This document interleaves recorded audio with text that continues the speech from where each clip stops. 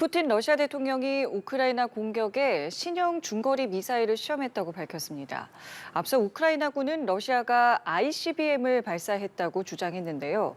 푸틴 대통령은 서방 세력의 장거리 무기 사용에 대한 경고 차원에서 이 같은 공격을 실시했다고 말했습니다.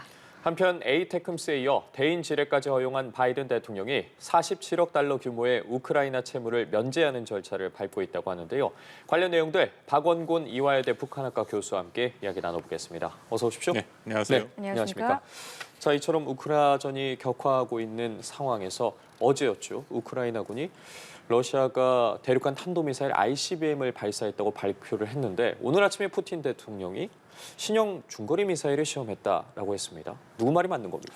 글쎄, 푸틴 대통령의 이런 밝힘이 굉장히 좀 이례적이죠. 왜냐하면 자신들이 사용한 무기 체계를 이렇게 빨리 얘기했다라는 것은 그만큼 몇 가지 의미가 있다라고 생각이 되는데요. 예. 일단 미사일 재원 자체가 이 ICBM 대륙간 탄도미사일과 매우 유사합니다. 그래서 우크라이나에서 바라봤을 때는 이게 ICBM을 가능성도 배제할 수 없기 때문에 그렇게 얘기를 했다라고 판단이 되고요. 예. 말씀드린 대로 그렇지만 또 빨리 그렇게 푸틴이 직접 이 미사일의 재원을 얘기하고 자신들이 왜 이것을 쐈느냐까지 설명한 이유는 일단 ICBM이라는 것 자체의 무기 체계가 갖고 있는 큰 부담이 있다는 것이죠. 그러면 대륙간 탄도미사일은 장거리 미사일입니다. 우크라이나를 공격하기에 적절한 것은 아니고요.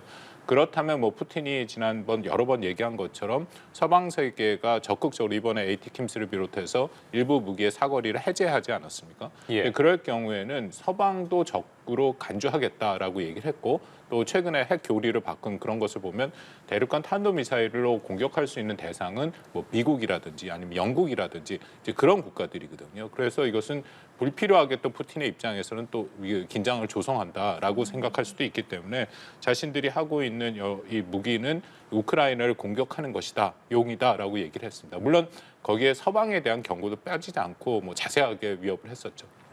또 발표 전에, 그러니까 발사 전에 미국의 사전 통보도 했다라고 하는데 이거는 또 어떤 의미가 있겠습니까? 그렇습니다. 왜냐하면 그 30분 전에 통보를 했는데 이건 양국이 오랫동안 냉전 시기부터죠. 미국과 소련이 핵 미사일에 대해서는 혹시라도 오인과 불신이 있으면 안 되니까 특히 대륙간 탄도 미사일 중장거리 이상의 미사일로 오인될 경우에는 또 당연히 미국도 거기에 대해서 대응을 해야 되는 이제 그런 상황들이거든요. 그래서 원래 이런 대륙간 탄도 미사일이나 아니면 이런 중요한 무기 체계를 특히 이게 핵심 핵탄두를 탑재할 수 있는 거고 거리가 많이 나가는 중장거리라는 것이죠. 그럴 경우에는 상대국에 이것이 상대국을 공격하는 것이 아니라 이것은 자신들의 시험용 발사라든지 그런 목적을 밝히게 돼 있죠. 그렇게 해서 핵전쟁을 막아온 것은 맞기 때문에 이번에도 그런 의미가 있다라고 생각을 하고요. 말씀드린 것처럼 나름대로 이 이상의 위협을 고조할 필요는 없다라는 푸틴의 러시아의 생각도 거기에 반영되고 있다라고 생각을 합니다.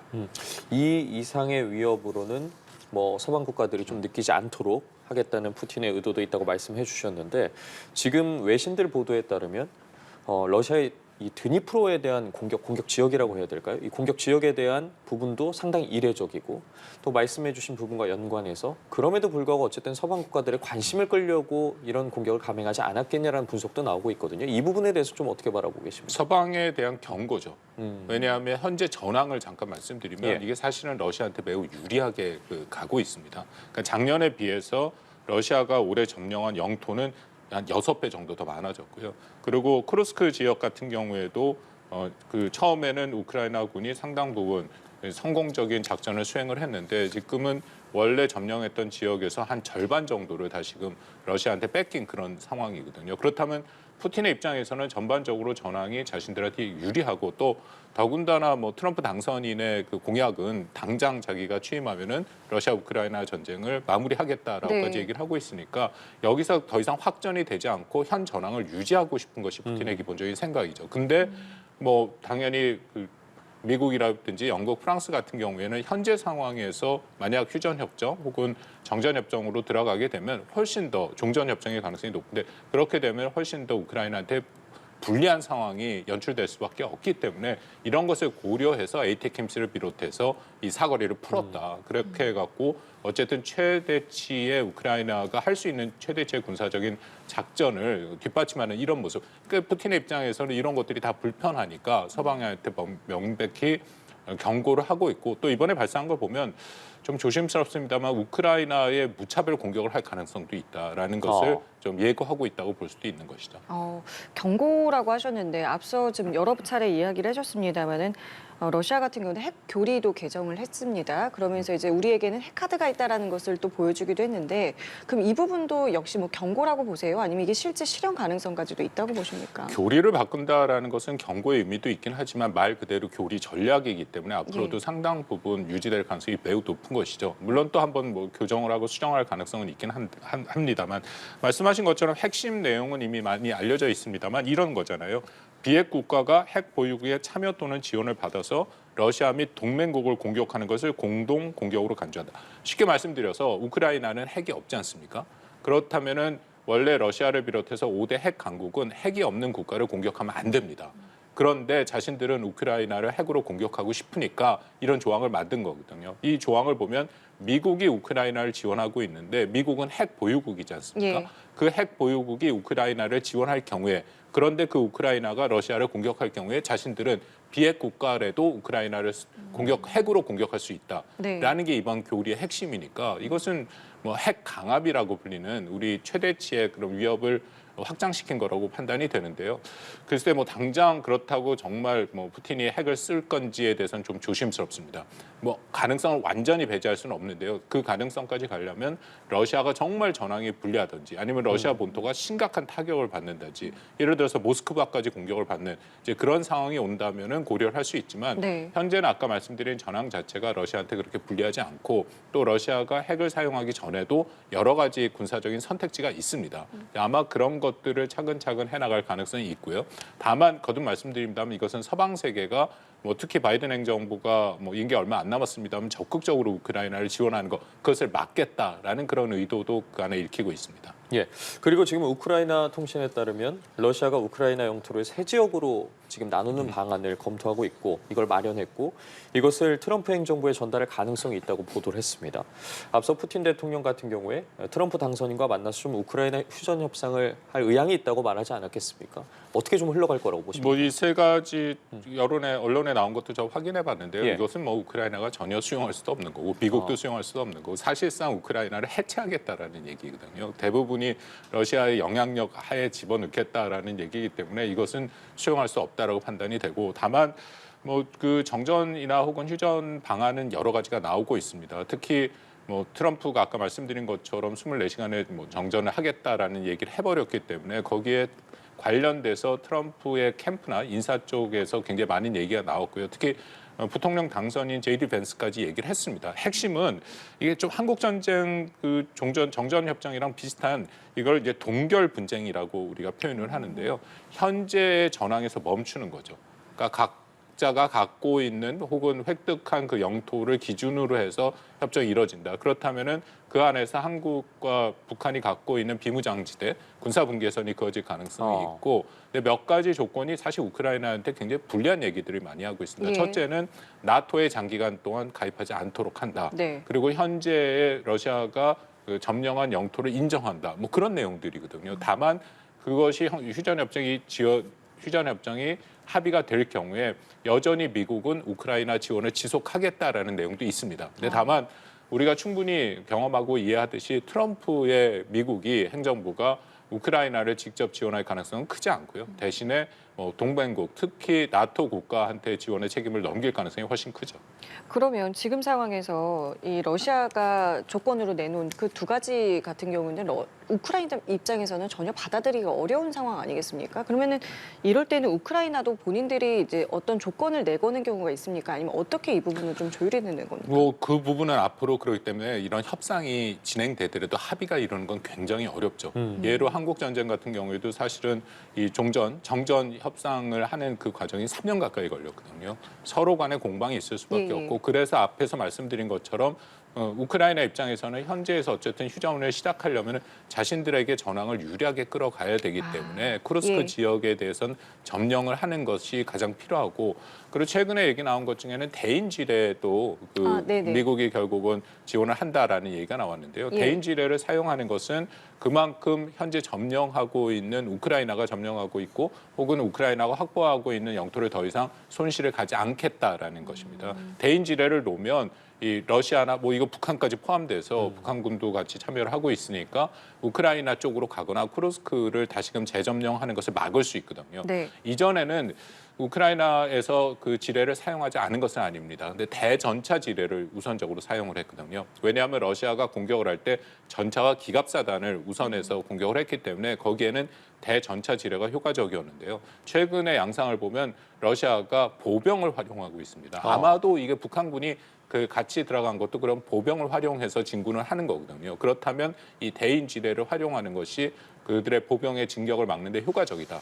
그런 판단하에 이거 오스틴 장관이 얘기한 건데요. 미국 국방부 장관이 그런 이유로 대인 지뢰를 허용했다라고 알려지고 있습니다. 그럼 지금 보면 미국은 에이테크함스 허용했고 말씀하신 대인지뢰 허용했고 그리고 또 나온 보도에 보면은 채무 면제 절차도 밟고 있다라고 하는데 이거는 어떤 의미라고 보면 채무 면제 같은 경우에는 조금 두고 봐야 될 것 같습니다. 왜냐하면 공화당이 아시다시피 우크라이나 지원에 대해서 굉장히 부정적인 입장을 갖고 있고 또 채무가 변제된다라는 것은 결국 미국이 지원했던 그 비용들을 다시금 받을 수 없다라는 얘기이기 때문에 이미 공화당에서는 거기에 반대하는 결의안을 만들겠다라고 얘기해서 투표를 하는데 아마도 투표가 지금 이뤄지고 있을 거라고 생각을 합니다. 아직 결과는 저도 확인하지 못했는데요.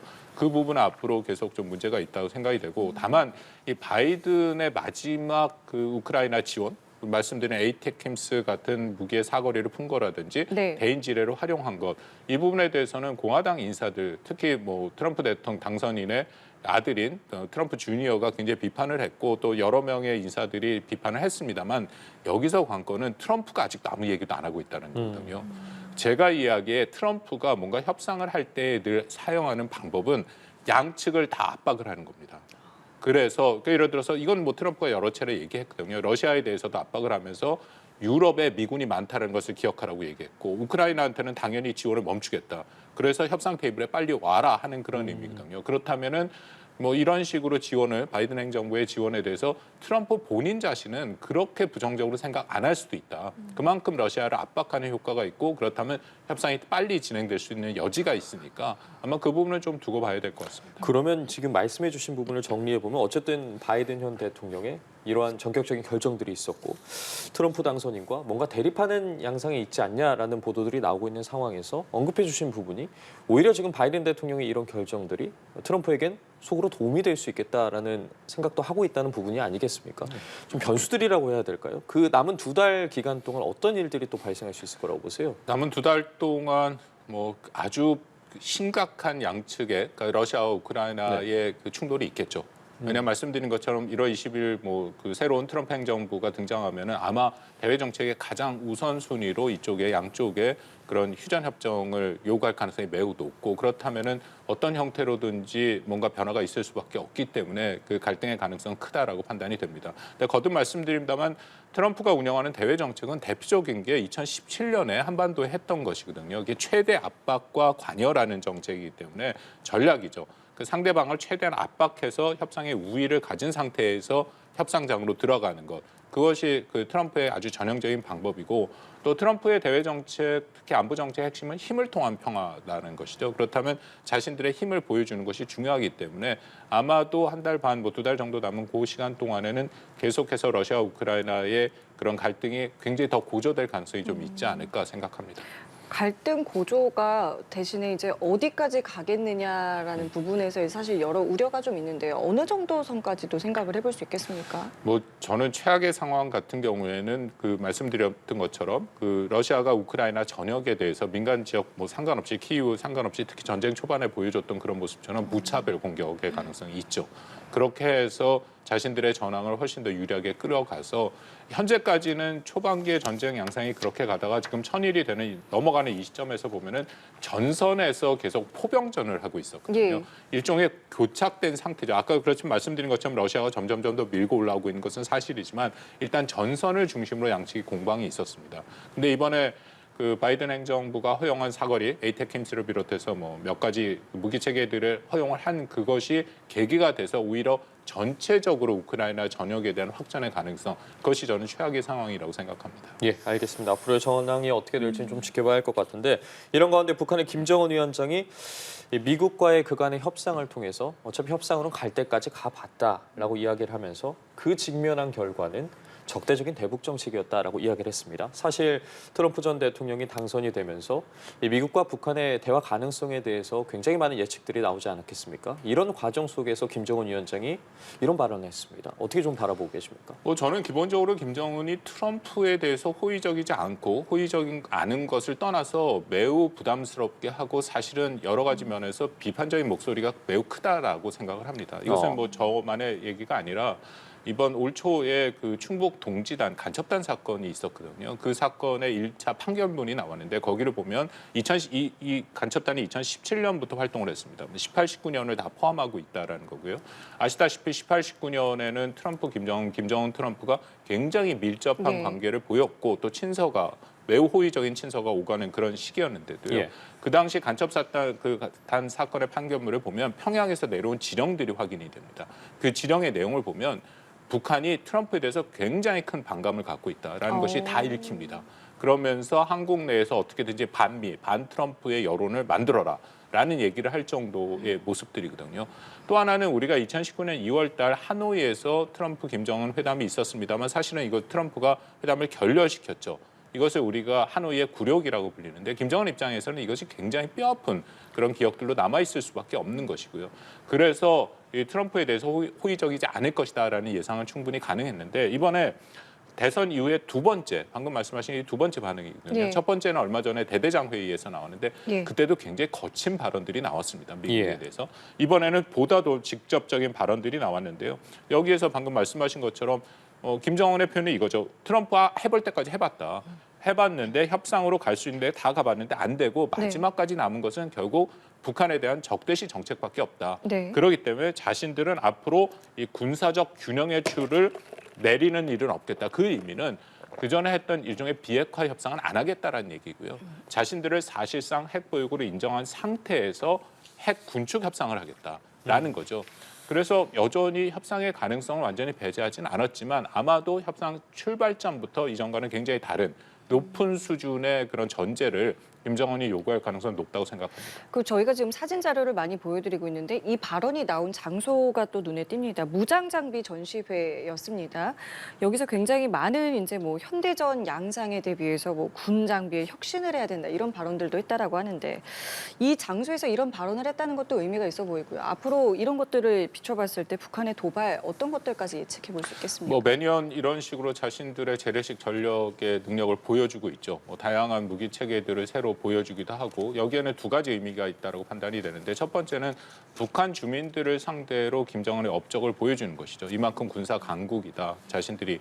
두 번째는 역시 러시아를 비롯해서 러시아에게 보여주고 싶은 것도 있다라고 생각이 됩니다. 자신들이 갖고 있는 이런 무기들이 있다라는 거죠. 그럼 많은 무기들이 적지 않은 북한산 무기들이 러시아 우크라이나 전장을 움직이고 있다라는 것도 보여주고요. 하나 더 붙여서 얘기하면 한국을 비롯해서 미국 같은 이제 국가들을 상태로 자신들이 아무리 경제 제재를 받고 있어도 이만큼의 무기를 만들고 생산하고 지속할 능력이 있다라는 것을 거듭 보여주는 것인데요. 저는 이게 북한 내부적으로는 매우 자충수가 될 수밖에 없다고 생각합니다. 왜냐하면 북한의 주민들 입장에서는 김정은이 들어서서 계속 얘기하는 것 중에 하나가 인민 대중 제일주의라 해서 더 이상 어려움을 겪지 않고 인민 생활, 북한 주민의 생활을 향상시키겠다고 얘기를 했는데 거기엔 반대로 계속 군사적인 측면만 강조하고 거기서만 업적을 내고 있는 것을 보여주고 있으니까 역으로 양쪽이 다 균형을 맞춰야 되거든요. 경제 쪽. 근데 경제 쪽에 대해서 북한 주민들이 그것을 그렇다고 공개적으로 반발할 가능성은 크진 않다라고 봅니다만 자신들의 생각에서는 군사적인 것만 계속 강조되는 것에 불편함이 분명히 있을 거라고 생각합니다. 예, 알겠습니다. 오늘 말씀 여기까지 듣겠습니다.